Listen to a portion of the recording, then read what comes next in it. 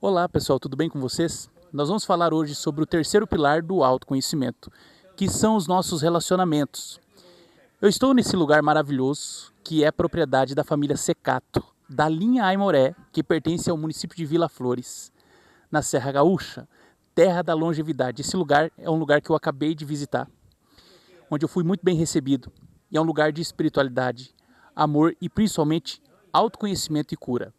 Por que eu escolhi esse lugar para falar do terceiro pilar do autoconhecimento, que são os nossos relacionamentos? Porque relacionamento, gente, diz respeito ao campo do outro, à realidade do outro. É quando eu entro na casa do outro. Mas quando eu falo de casa, não é só o espaço físico, é a realidade do outro e principalmente o coração do outro. Então, quando nós falamos de autoconhecimento, o primeiro pilar é olhar para dentro de si, é saber quem eu sou, é identificar a postura correta em cada contexto. O segundo pilar diz respeito ao entender as emoções, como que eu reajo ao mundo lá fora, tá? Eu saber minhas emoções. E o terceiro já é você ter a maturidade de saber entrar no campo do outro, que são as emoções do outro. E o que muda nesse terceiro pilar? Quando nós falamos do campo do outro, diz respeito à necessidade do outro, não é a minha necessidade. Por isso que é muito importante você se resolver no primeiro pilar, que é saber olhar para você, sua postura. O segundo, identificar suas emoções, para que quando você vá para o terceiro pilar, que é o relacionamento com o outro, clientes, relacionamento conjugal, vendas, prosperidade, você consiga saber o que está acontecendo e principalmente gerenciar suas emoções. Você ter o controle da situação mesmo em contextos adversos. Para isso, você precisa saber entrar no campo do outro. Quando é o campo do outro, é diferente do campo próprio. No campo próprio, eu preciso me dar. Eu preciso me conhecer. No campo do outro, eu vou além. Eu preciso identificar aquilo que é importante para o outro e não para mim.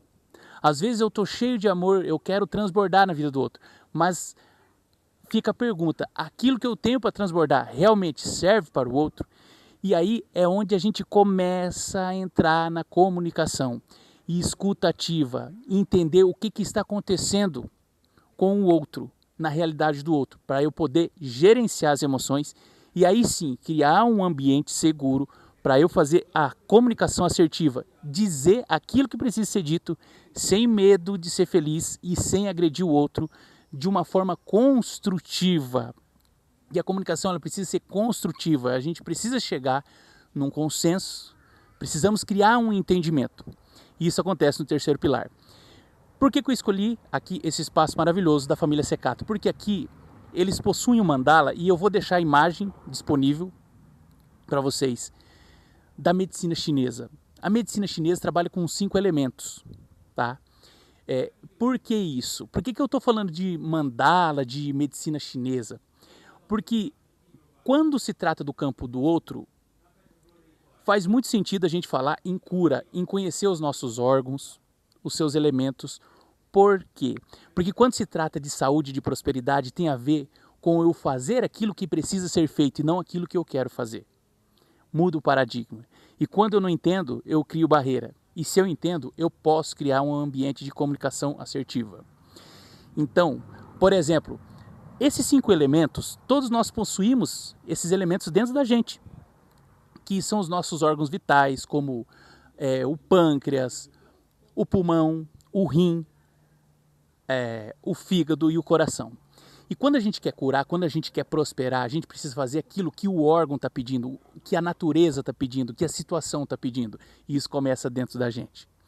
Então, por exemplo, são 5 elementos que possui nessa mandala, que é maravilhosa.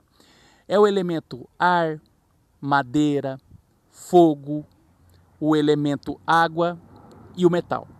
Por que eu estou falando isso? Porque cada elemento tem uma característica. E cada característica revela a personalidade da pessoa. Então, por exemplo, se você vai num relacionamento, numa venda, ou com o cônjuge, e essa pessoa, por exemplo, tem muito a característica do elemento ar. Então, a característica do ar são pessoas de racionalidade. Então, se você falar em emoções, ele não vai entender.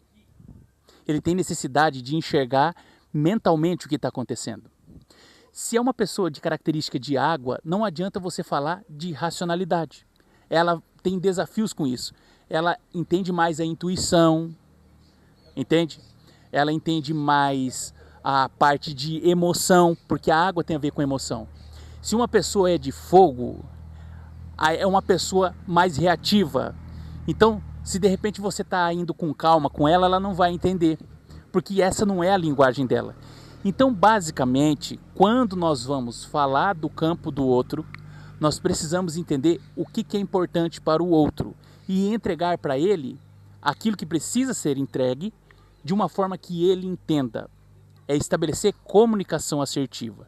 Por isso é muito importante você conhecer os elementos, as características desses elementos e as características da personalidade de quem você está dialogando e comunicando.